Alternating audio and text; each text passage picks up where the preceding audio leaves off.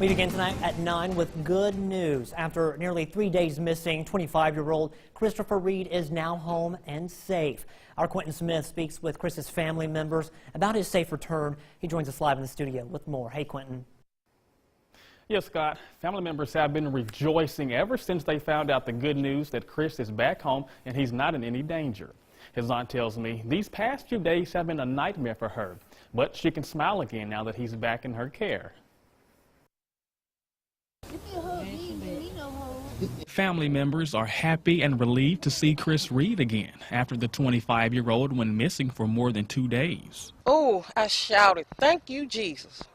I'm glad to see my son, Chris. Oh, Lord Jesus. Joy, happiness, and a peace of mind right now. They greeted Chris with hugs, laughter, and lots of love. Oh, man, just tears of joy. Tears of joy, and we just thank God for him, that he's back, and we can just rest with a sign of relief right now. Oh, I just been hurting.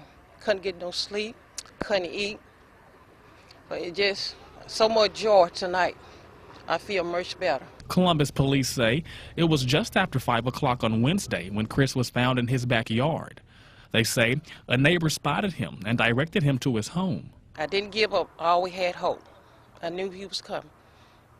He was coming. The department says no criminal activity is suspected, but they do believe someone dropped him off at his home. The 25-year-old was found in good condition and unharmed. Family members say they're thankful for the community coming together over the past few days to help them find Chris. I appreciate what everyone had did. We got out and did hard work. Each day I work hard, every day. Passing out flyers, just going to door, knocking. They say the public awareness helped lead to his safe return. And now that he's back home, they're going to shower him with lots of love, just to show him how much he's been missed. I never gave up. I always had hope. I believe in prayer. Prayer changed things. I kept praying day and night. Couldn't sleep, couldn't eat. But prayer brought me through. Now, CPD believes Chris was cared for during the time he was away. The department is now continuing to investigate what happened while he was missing. Scott? New at 9, a gruesome discovery in Yalobusha County ends with one woman now being charged with over 20 animal cruelty charges. Rebecca Wilson was charged yesterday with 19 counts of animals without food or water and 6 counts of simple cruelty of a pet. Sheriff Lance Humphrey says Wilson's husband passed away on Christmas Eve. Shortly after, the suspect allegedly left the animals and instructed family members to stay away from the property. It's reported that 6 dogs and numerous goats, pigs, sheep, chickens, turkeys, and a donkey and some other animals were abandoned. Several animals were already dead, with many near death when deputies arrived. Volunteers with the Second Chance Animal Alliance helped rescue most of the animals back on January 14th. Fulton police have put out a new image hoping someone has information that will help lead to solving a couple of burglaries. Well, this is the white car that Fulton police say may have been involved in the burglary of the Texaco convenience store on Country Club Road. What happened early Monday morning.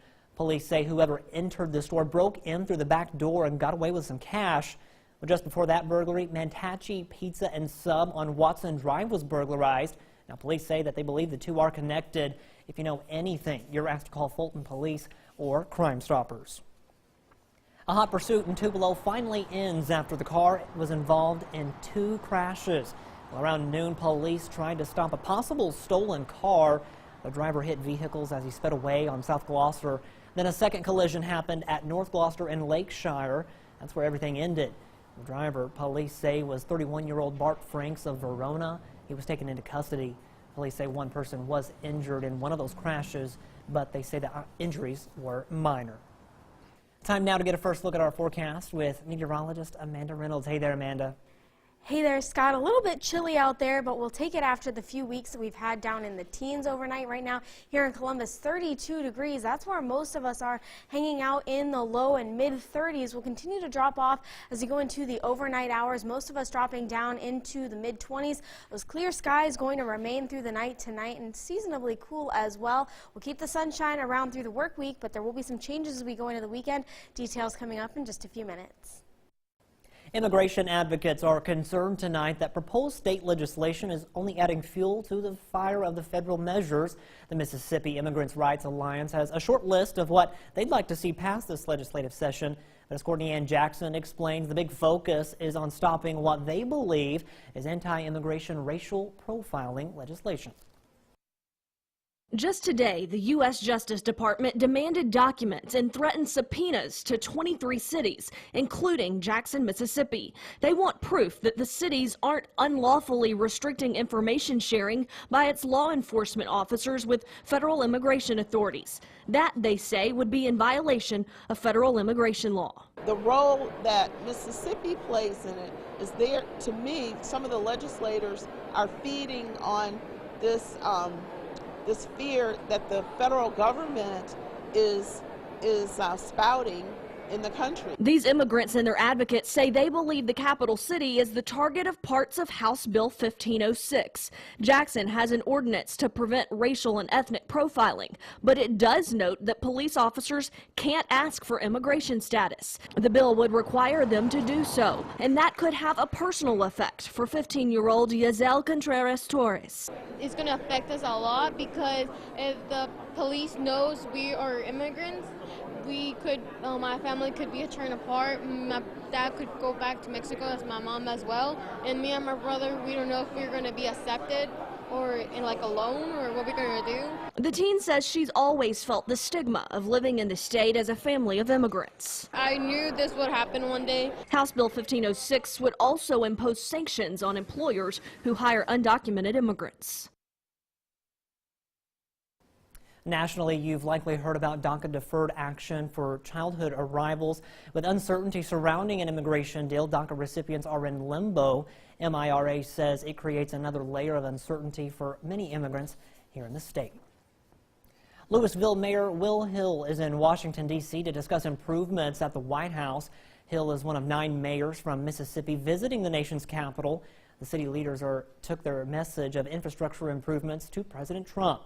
Mayors from across the country are talking with the president about issues facing their towns and how the federal government might be able to help.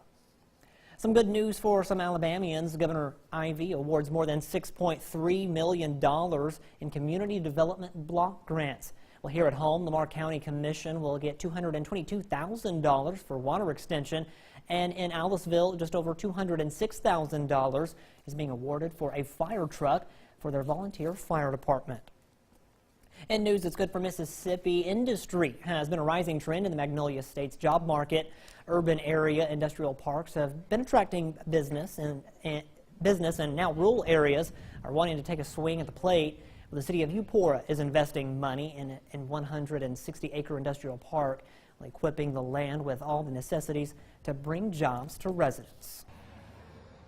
We have a very skilled workforce that's residing here in Choctaw-Webster County that are currently commuting outside of this area for jobs. That is our ultimate goal, is to have people reside and work here in the Enterprise region. Economic developers in the area say more work needs to be done on the park. However, several potential tenants have already toured the grounds and have shown interest. Well, math is more than numbers and equations. For one middle school math teacher, still ahead, we introduce you to our Educator of the Week.